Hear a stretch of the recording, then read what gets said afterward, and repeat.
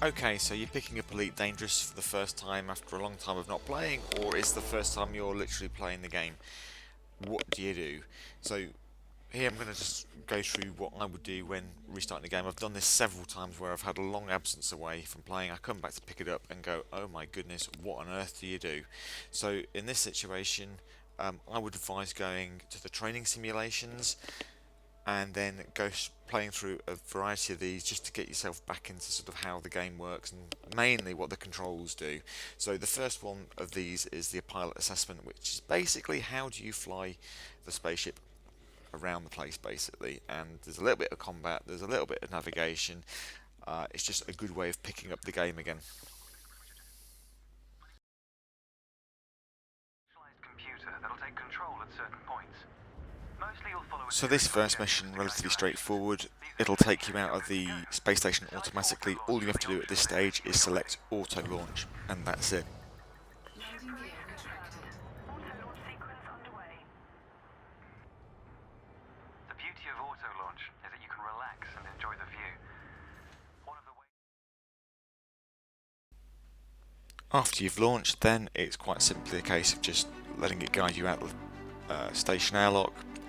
You can have a little look around whilst you're doing that. It's not going to crash into anything because you've not got control of the ship at this point, so nice and easy. It's going to get you to perform pitch, roll and yaw movement. Do advise doing this or playing this game with a HOTAS joystick of some form. Makes it much easier when it comes to flying the ship. Then it's onto the throttle, where all you have to do is accelerate forwards, come to a stop, and then do the same in reverse. One little thing, if you're flying with the HOTAS, you may need to change the joystick settings so that you don't have to press an extra button to go into reverse. You can do it using the full range of the joystick. Then it's a case of putting all those together and basically flying through a series of checkpoints. It's a bit of an obstacle course. There's no set time, so you don't need to do this particularly quickly. You can take your time and just get used to controlling the ship. It's an idea to keep an eye out of where the next target is beyond the one you're currently flying towards, so you know roughly where you have to move the ship to straight afterwards. There are some not straight, but rather some twisty turns, but nothing too difficult at this point.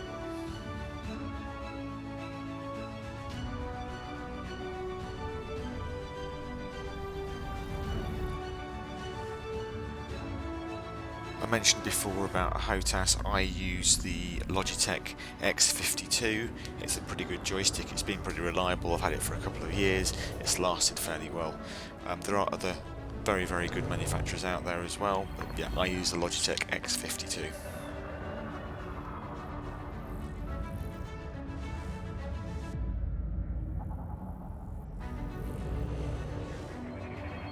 Then at the end of the course, you just have to use the boost button just to go between two of the targets more quickly basically, and that's it.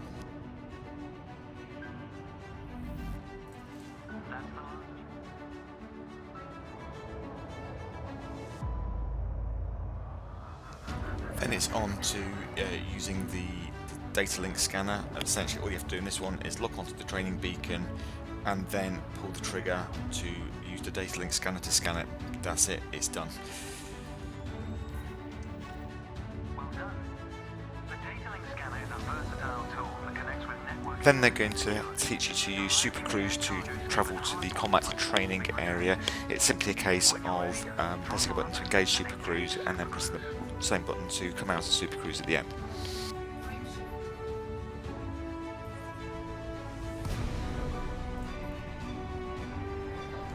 Then it's on to the combat training, which again, reasonably straightforward. You use a data link scanner to scan the big mega ship.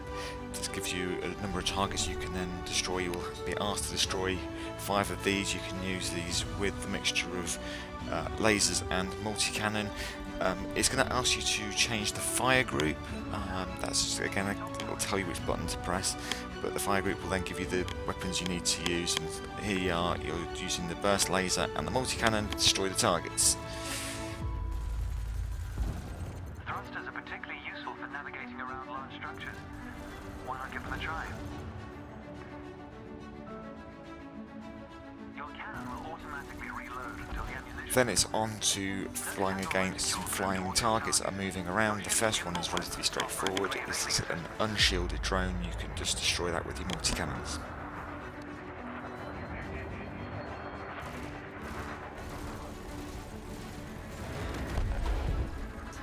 Then it's on to a second target that is shielded. Relatively straightforward. You just use your burst lasers to take shields down and then the multi-cannons to destroy the ship.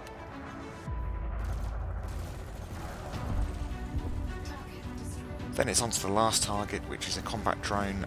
Essentially, this will fire back at you, but it doesn't cause a huge amount of damage. Again, you just take the shields down with your lasers, and then you can take the rest of the ship out with the multi-cannon.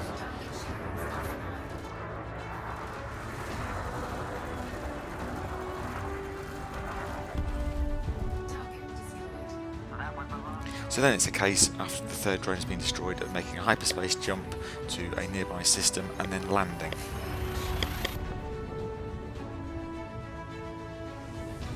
After you've arrived in the system, it's a case of selecting the space station that you are supposed to be landing at. You can use it by pressing number 1. They are advising you to use what they call Supercruise Assist. This is really helpful if you can learn to use this, so I'd advise remembering this. So after a short Supercruise journey, you arrive at the place where you're going to be landing. You don't have to worry about having to land the ship, it will be done automatically for you, but you do have to do things like request docking permission. You have to be within 7 kilometers of the station to request docking permission. Follow the on-screen instructions for how you do that through the menu system. Once that's done, you will start to land automatically. Keep an eye on what the docking computer is doing when it's coming to landing, because you'll have to do this manually at a later point, so it's worth watching how the docking computer does it. Fun fact, it's playing the Blue Danube waltz in the background. This is because the old BBC Micro Elite game, which was the original game, did the same thing. It's actually in turn based off the 2001 Space Odyssey movie.